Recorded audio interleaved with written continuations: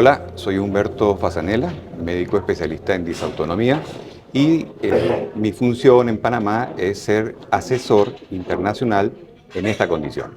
Ok, cuéntame de qué se trata cuando estamos hablando de disautonomía. Disautonomía es muy difícil de explicarlo, pero fíjate que cerca del 15% de la población, estamos hablando de Panamá, 600.000 casos, tienen una condición de disautonomía. ¿Qué es esto? Trastornos en la regulación, por ejemplo, de la insulina, tensión baja, cierta propensión al paro cardíaco, síncope, convulsiones. Síncope me refiero a pérdida de conciencia, convulsiones. Existe, si se me permite explicar un poco más esto, existe una variante, que es una enfermedad que puede comprometer la vida del paciente hasta el 1.5% de los casos. Y estamos hablando de muertes precoces, 11, 12 años, paros cardíacos, síncopes, caídas por traumatismo. Y el enfoque tal vez más traumante de la disautonomía es que en el otro 90% no produce muerte, pero sí produce una discapacidad. Entonces, aquella persona que se forma como adolescente, como profesional, o que quiere contribuir con su energía vital para hacer algo en la vida, se ve frenado porque hay algo orgánico, tensión baja, frecuencias cardíacas bajas, convulsiones. Entonces imagínate el alto costo que tiene, uno familiar, dos personal, la frustración, y tres, el altísimo precio que pagan las instituciones de salud, porque esta es una condición que es mal conocida, generalmente mal tratada porque no hay el diagnóstico oportuno, y como veremos posteriormente tardan hasta 7, 8 años en hacer el diagnóstico.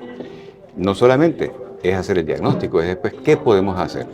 Hoy vamos a hablar sobre qué podemos hacer y cómo podemos modificar la vida, el pronóstico vital de esa persona que teniendo la enfermedad quiere ser exitosa. Ok, dos preguntas. La primera, síntomas evidentes que pudieran decir básicamente este es un caso de disautonomía. Sí, Y la otra, edad en que pudiera con más frecuencia empezar a manifestarse. perfecto. Fíjate que es importante que los signos precoces aparecen entre 4 y 5 años. ¿Cómo un niño va a explicar lo que siente, no? Entonces, hay una cierta característica que es hereditaria. Dentro de las cosas que se padecen es la hipotensión, tensión baja, 60-40. Con tensión baja no llega el cerebro, no llega el oxígeno, no llega la glucosa. Y es un niño que con 5 o 6 años tiene un déficit de atención, tiene un déficit de aprendizaje, es execrado, es marginado del sistema escolar, académico, y entonces ya tiene un primer costo. A eso se le suma, imagínate, con 7 u 8 años que tú asistas reiteradamente al médico y no tengas diagnóstico. Y el diagnóstico se hace 7 años después, 14 años, a los 14 años. Ya a los 14 años la enfermedad ha avanzado, ya presenta convulsiones, pérdida de conciencia. Son estos pacientes, estos niños que tienden a hacer múltiples desmayos mientras están en su actividad académica, en el colegio, ¿no? Entonces la deserción, el índice de deserción académico es enorme. Ok. Eh, si esa persona no muere, ¿cómo es su vida? Es muy duro porque el 80%, 90% de los pacientes con disautonomía son los grandes luchadores. Existe un 10% que se deprime precozmente, ¿no? Por supuesto, con 4, 5, 6 añitos, generalmente con la aparición, en el caso de las damas, de la menstruación, ahí se acrecenta la cantidad de signos y síntomas. Entonces, existe el 10% entra en depresión profunda porque no pueden hacer nada. Son lo que llamamos las depresiones de origen orgánico. Imagínate tener incapacidad para subir escaleras o para tener actividad física o comer. El hecho de comer carbohidratos los hace sentir terrible. En vez de subir la glicemia, baja la glicemia. Entonces, esa incapacidad se paga de alguna manera, 10% lo hace de manera de depresión. Y el médico lo que detecta es la depresión, no lo orgánico. Ese niño está condenado el resto de su vida, hasta los 60, 70, 80 años, a ser diferente, limitado y de alguna manera, no sé si se me permite utilizar la palabra, es una carga para la familia. Altamente injusto, porque con el diagnóstico y el tratamiento pasa a ser totalmente funcional e incorporado, útil a la sociedad, que es la función de la medicina y es la función de esta fundación. ¿Te puede llevar a perder la visión también? Sí, sí, sí, sí. Fíjate que en este momento, dado las condiciones de iluminación, tu pupila y mi pupila se están adaptando a la temperatura, ¿no? Tanto a la iluminación, y nuestro cuerpo está sensando de alguna manera la temperatura. Ese automatismo, que para nosotros es casi que gratuito, no hacemos ningún esfuerzo, el paciente tiene visión borrosa, visión doble, puede tener una distermia, que es el trastorno de regulación de la temperatura, y eso produce taquicardia, mientras tú y yo estamos concentrados en dar la respuesta correcta, dar la orientación de esta entrevista solamente en cuanto a atención y concentración. El otro paciente está pendiente de la iluminación, del frío, del mareo, de la debilidad, del vértigo, el me voy a caer. Entonces es imposible que esa persona sea útil en el quehacer diario.